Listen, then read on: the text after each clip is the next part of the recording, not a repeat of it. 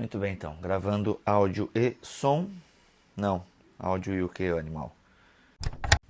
Muito bem, muito bem, muito bem. Começa mais um BT Papo, atração em vídeos do blog bibotalk.com.br. Com certeza você que navega aí nas redes sociais, independente de qual seja, pode ser até aquela do Google que ninguém usa, mas sempre que tem uma tragédia, um terremoto, um atentado terrorista, alguma treta política, econômica, união e junta de países, tem alguém que fica jogando escatologia na sua cara. Não, escatologia bíblica, né? Aquela estudo das últimas coisas e tudo mais. Mas é uma pena que isso aconteça, que as pessoas utilizem a escatologia de maneira tão escatológica. Utilizo aqui a semântica dupla, ou seja, os dois significados semânticos aí do termo escatologia. Mas esse é um fato, as pessoas adoram ficar sabendo a agenda de Deus, elas adoram, olha, inclusive agora com esses atentados em Paris e tal, e Mariana, as pessoas, principalmente o atentado em Paris, que é uma coisa que envolve outros países, eu ia falar planetas, não, ainda não estamos no Guardiões da Galáxia, né? Uma coisa só da Terra mesmo, mas que envolve, né, toda essa questão geopolítica e tal, as pessoas, não, galera, aguenta aí, daqui a pouco vai aparecer o anticristo e aí vocês vão ver o que é bom para tosse, porque é necessário que haja toda essa desarmonia política interpaisal.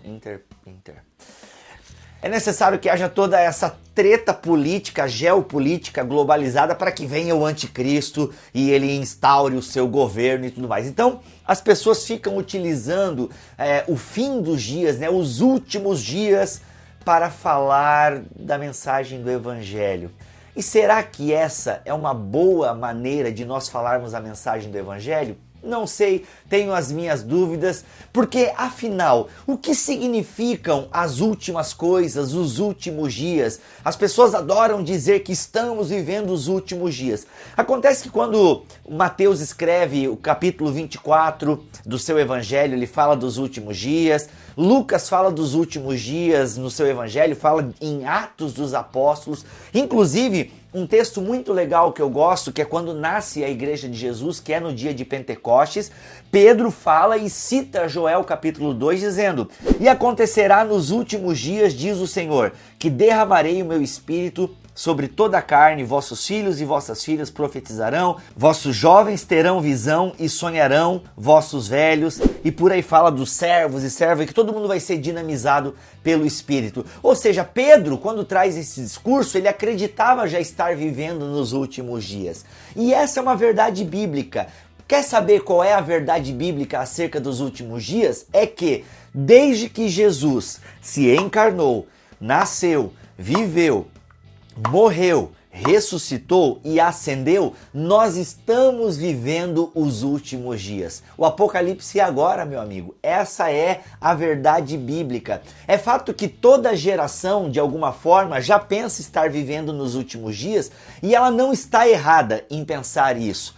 Quando você vai olhar para a Idade Média, tinha grupos que achavam que estavam vivendo já o Apocalipse, e assim ao longo da história da igreja sempre tem aquele grupo que acha que agora nós estamos nos últimos dias. Na década de 80 a escatologia foi muito efervescente, não, porque agora, né, tinha lá a questão do G7 e a galera contava os chifres de não sei quem lá do Apocalipse, isso aqui, então já fazia esses aglomerados políticos e econômicos, e isso é os chifres da besta, não sei o que, da besta que saiu, eu não entendo muito de Apocalipse, né?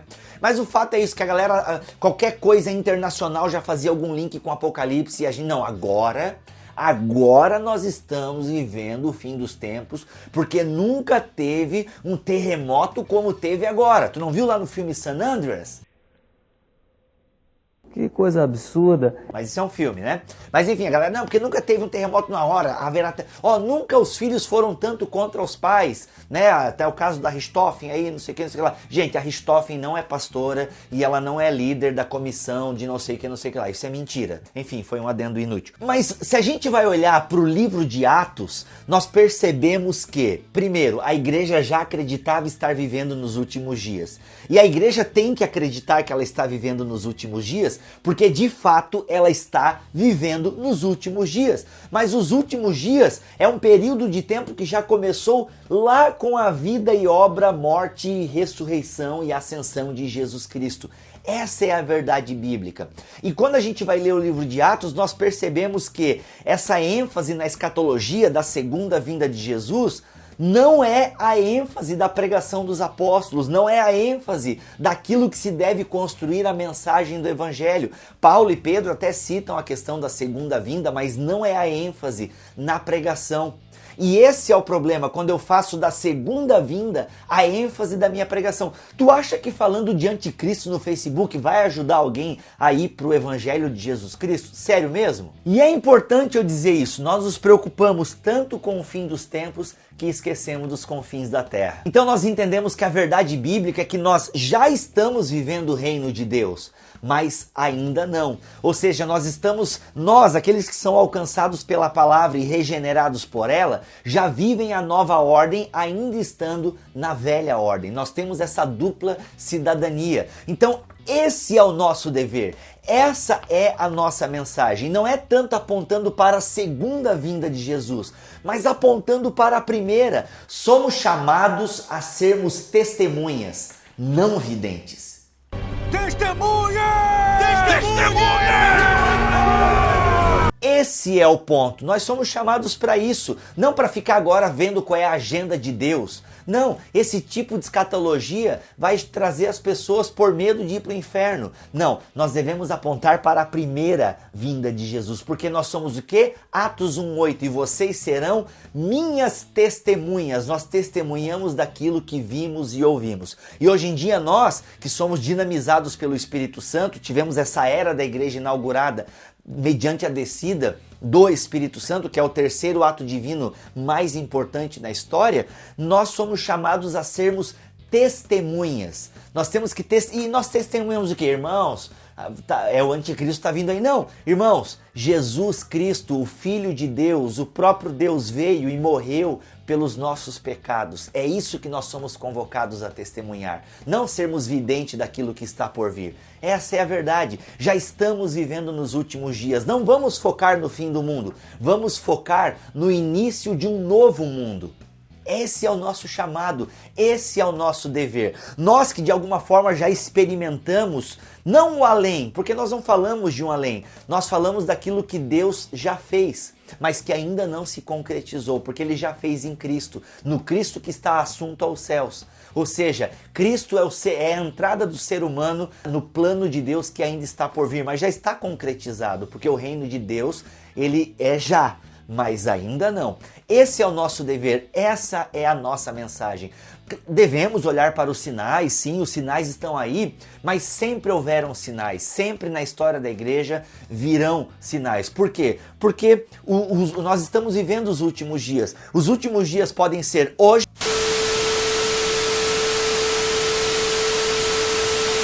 mas o fim dos tempos pode ainda durar 1000 anos? Olha só, a gente não sabe. O fato é que o Apocalipse é agora, meus amigos, e devemos seguir o exemplo da igreja de Atos, apontar para a ressurreição de Jesus, apontar para o Deus que venceu na cruz. É para isso que nós somos chamados a testemunhar, ok? Deus abençoe vocês, boa semana e até o próximo vídeo, se Deus quiser e assim permitir. Valeu, galera!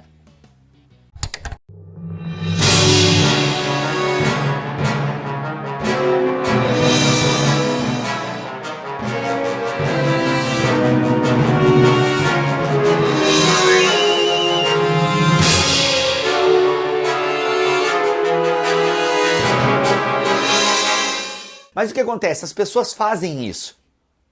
Deixa eu ver quanto tempo eu tô aí. Olha só como eu falo, cara. Meu Deus, 5 minutos já, cara. Meu Deus.